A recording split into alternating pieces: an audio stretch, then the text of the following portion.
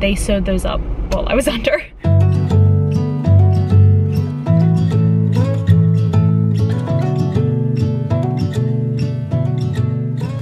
Hey guys, welcome back to my channel. It's Stella the Light.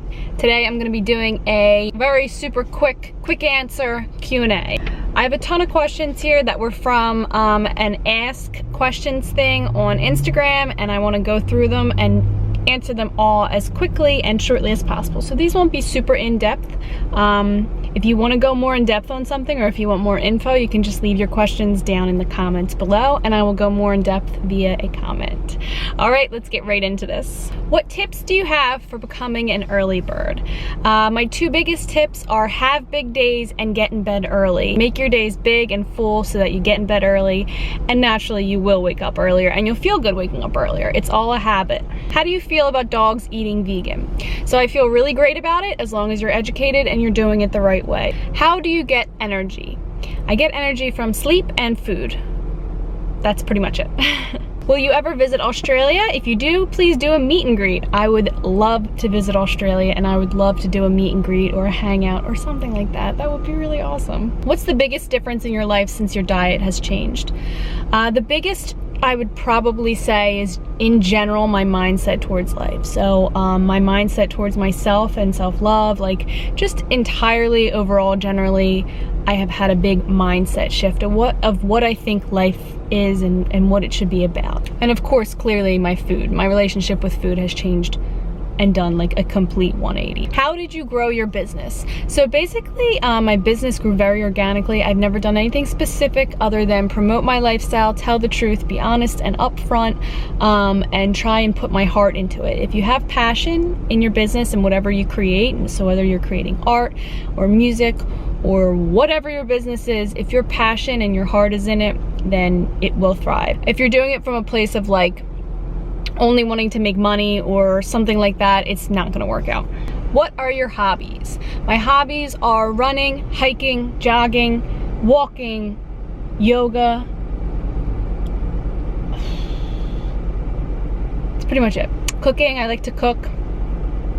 Yeah, those are the basic ones. Those are my basic hobbies. Does craving whole plant fats mean I'm not eating enough carbs?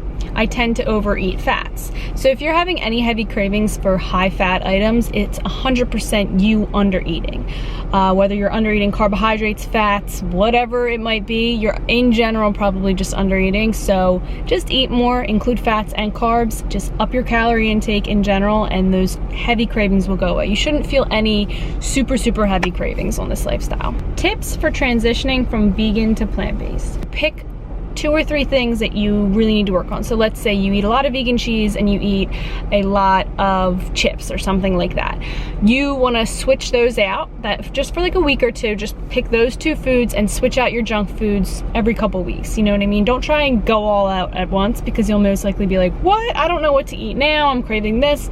So very slowly going through those foods would be your best bet. What is your goal for 2019? My goal for 2019, I have no idea. I don't want to set any huge major goals when I feel so good right now. I feel good, everything's going good, whatever comes my way, good or bad. I guess my goal for 2019 would be to just strive to be as happy and healthy as possible, as always. That I think is going to be a forever goal of mine, just to be happy and healthy. That's all I want in life, is to be happy and healthy. I'm eating more than what I used to, and you're so damn right saying it will give you only more energy. That's the honest truth. Everyone is always so afraid to just eat more, and all it will do is just make you feel better, give you more energy, and that's essentially it. Who's taking care of your granny while you'll be traveling? My mom lives at home in my mother's house right now, and my mother and caregivers and my stepfather are taking care of her. When and how did you decide to start making videos and using social media to help others? So I decided to kind of start sharing this lifestyle literally probably about a month or 2 after I started the lifestyle. I kind of tried it out on my own, kept it a secret, and was like, I don't even know if this is gonna work. I don't know if this is real. I'm gonna try it though, because I'm really sick and tired of feeling so low in my health. I was really at my lowest point. So I just gave it a go. I fell in love with it personally, and I was like, I need to scream this from the mountaintops right now. I need to tell everybody about this. So I basically did. Thoughts on being a vegan while pregnant, raising kids vegan, etc. I am 150% over the top for veganism for everyone, for pregnant women, for elderly people, for young people, for babies, toddlers, children, teens. Everyone should be plant-based vegan. Now, vegan, again, is just the idea of not eating animals. You can be an unhealthy vegan and eat a bunch of vegan junk food and you will not be healthy. I don't think that's right for really anyone. It's a personal choice, of course, but plant-based veganism is meant for everyone overall, in a broad spectrum. Opinion about white sugar. Do you use it yourself? So I'm sure if, like, the rare occasions that I do eat out, there's probably white sugar and things. I don't think it's the worst thing, but I don't even have it in my house. We don't buy it. We have cane sugar that we use rarely, and maple syrup is the biggest sweetener that we use, and of course whole fruit. Fruit is essentially basically the only sweetener we use. We have stevia as well, so mainly we just use fruit to sweeten and maple syrup and things like that. So don't buy white sugar, don't use white sugar in your recipes. It's totally unnecessary. Can you show your ears if they're all done healing? Yes, I can. There's my ear. There's my other ear. I got my ears stitched up. I had plugs in and they closed up pretty much all the way, but they were just like open a little bit. So when I got my implants taken out, they sewed those up while I was under. Do you lift weights? You're so toned. P.S. I love your recipes. Thank you so much. I really appreciate that. I do not lift any weights, and I have not lifted weights in 4 years, over 4 years probably.